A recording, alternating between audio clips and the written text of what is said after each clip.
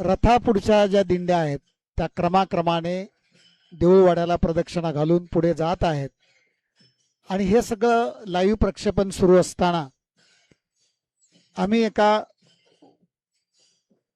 वारकरी बंधूंना जे खाली या सगळ्या गोष्टीचा आनंद घेत होते त्यांना इथे आम्ही आमच्या लाईव्ह प्रक्षेपणामध्ये आणलेलं आहे आणि शांतीब्रह्म संत एकनाथ महाराजांनी ज्ञानोबरायांचं जे वर्णन केलेलं आहे ते वर्णन त्यांच्या मुखारविंदातून अभंगाच्या द्वारे आपण ऐकूया. कृपाळू उदार माझा ज्ञानेश्वर. रामकृष्ण हरी. कृपाळू उदार माझा ज्ञानेश्वर,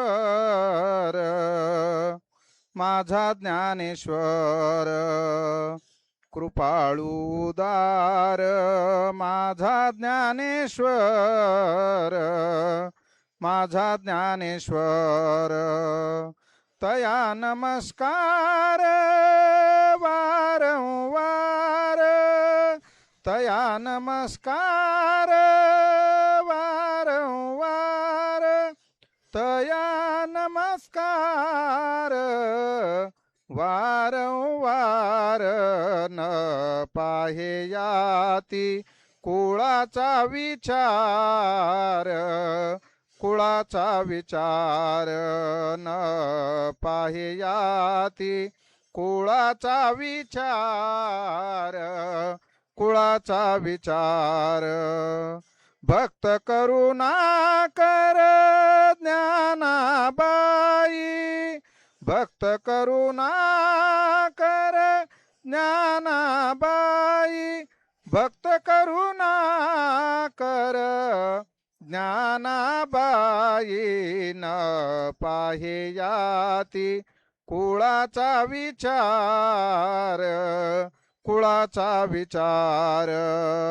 न पाहे याती कुळाचा विचार, कुळाचा विचार. भलतिया भावे शरण जाता भेटी, शरण जाता भेटी. पाडी तसे तुटी जन्म व्याधी, पाडी तसे तुटी जन्म व्याधी. न पाहे याती कुळाचा विचार, कुळाचा विचार. न पाहे याती कुळाचा विचार, कुळाचा विचार. ज्ञानाबाई माझी अनाथांची माय, अनाथांची माय.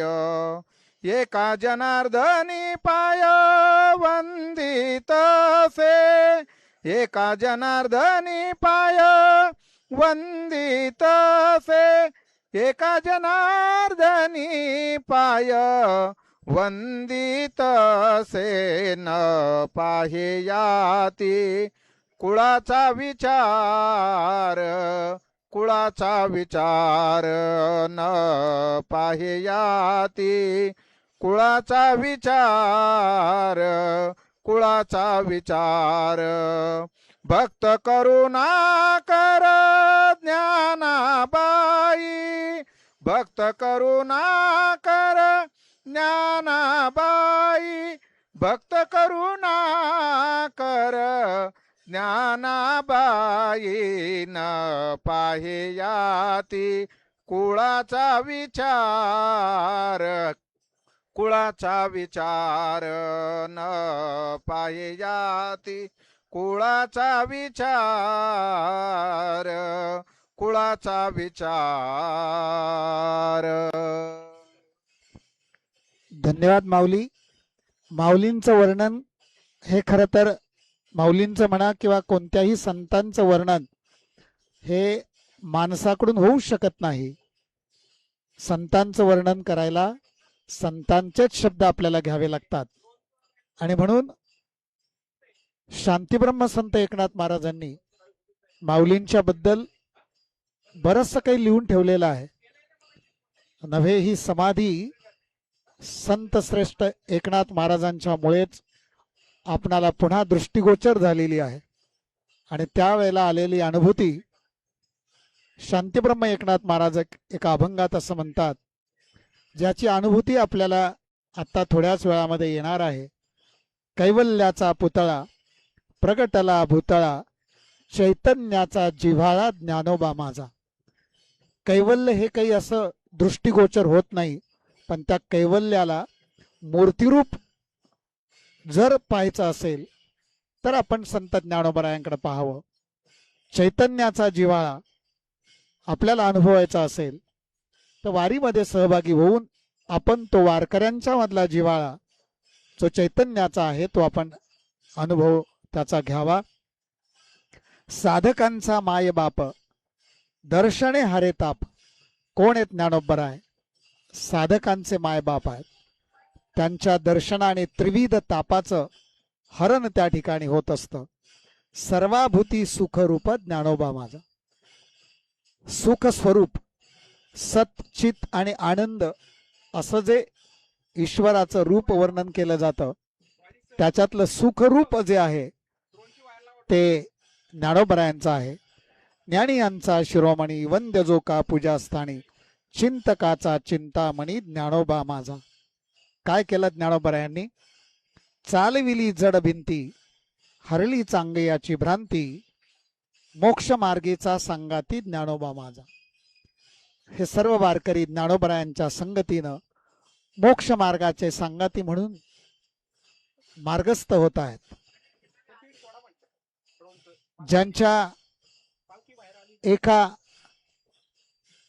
शब्दाने आणि ती पालखी आता अत्यंत दिमाखामध्ये ज्ञानोबराय देऊळवाड्यातून त्या कीर्तन मंडपातून बाहेर आलेले आहेत आणि त्या आनंदाचं उधाण आपणाला आपल्या समोर स्क्रीनवरती पाहायला मिळतंय. मोक्ष मार्गाचा संगाती आपल्याला आता पडद्यावरती दिसत आहेत आणि तो जो क्षण आहे ज्या क्षणाची तुम्ही आम्ही सर्वजण क्षीरसागराची लाट कशी यावी तशी लाट, तो तरंग, ते ऐश्वर्य, ते कैवल्य सगुण रूपाने आता पालखीमध्ये पादुकांच्या रूपाने विराजमान होऊन प्रदक्षिणासाठी माऊली बाहेर पडलेले आहेत. ज्या माऊलींनी अत्यंत बुद्धिमान असणाऱ्या रेड्याला बोलायला लावलं, वेद बोलायला लावलं, भिंती चालायला लावली. दोनच शब्दामध्ये माऊलींनी चल म्हणल्यावर भिंत चालली, बोल म्हणल्यावर रेडा बोलला. आणि आज तर हा ज्ञानोबा तुकोबांच्या जयघोषामध्ये हजारो लाखो वारकरी माऊलींच्या समवेत बोलत आहेत, चालत आहेत.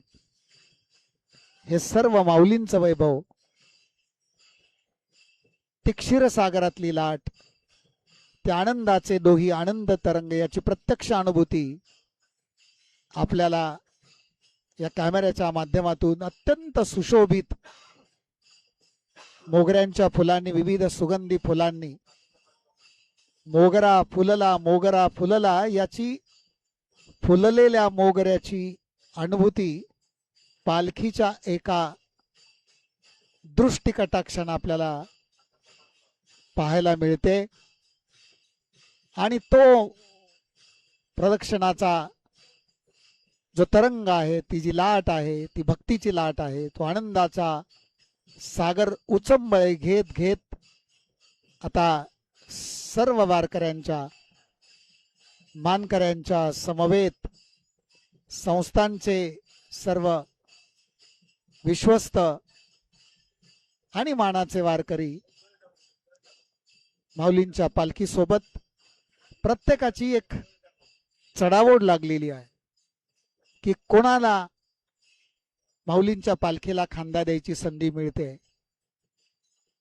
त्या क्षणी माऊलींच्या मंदिराचा जो कळस, जो आता आपल्याला स्क्रीनवरती दिसतोय, तो सुवर्णाचा कळस सिद्धेश्वराचाही कळस आहे, माऊलींचाही कळस आहे. आणि त्या विशाल आकाशाच्या पार्श्वभूमीवरती सद्गदित अंतकरणाने कळस सुद्धा डोलू लागतो. जशी पालखी डोलू लागते तसा कळसही त्या ठिकाणी हलू लागतो.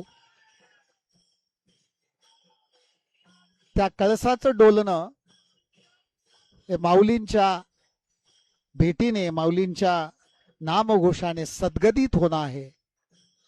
अत्यंत सुशोभित अशी छत्र चामर घेऊन माऊली आपल्या लाडक्या भक्तांच्या खांद्यावरती विराजमान होऊन प्रदक्षिणासाठी आता ब्रह्मचित्कला मुक्ताईच्या त्या मूर्तीच्या जवळ आलेले आहेत.